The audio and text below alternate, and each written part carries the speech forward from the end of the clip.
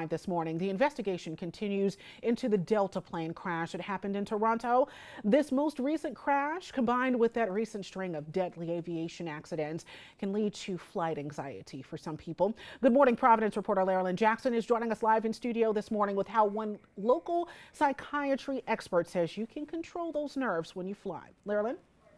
Good morning, Cara. At least 21 people were hurt in Monday's plane crash, but miraculously, all 80 people on board survived. Investigators are now analyzing the new images of the Delta plane crash, combing for any clues as to what caused the jet to flip upside down and burst into flames. In an update on Tuesday afternoon, officials confirmed only 2 people remain hospitalized out of those injured. The incident comes less than 3 weeks after an American Airlines plane collided mid-air with a U.S. Army Black Hawk helicopter near Washington, D.C., killing 67 people. 2 days later, 7 people were killed in Philadelphia in a medical transportation plane crash. 10 people were also killed in a plane crash in Alaska on February 6th.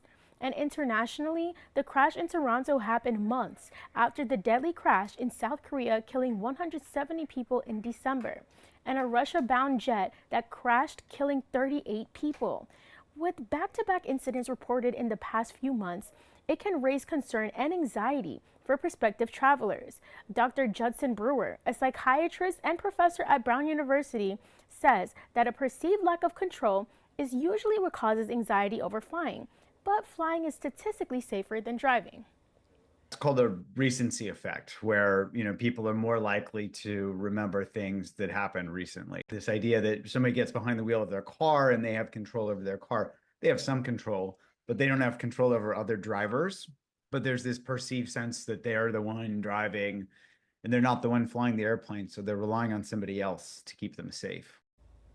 Dr. Brewer says generally when it comes to mental health, people should understand how their brain works so you can learn how to work with it. Dr. Brewer also recommends an exercise called 5-finger breathing to ground yourself before and after your flight. And we'll have a link on that exercise on our website at abc6.com. Live in studio, I'm Larilyn Jackson with ABC6 News.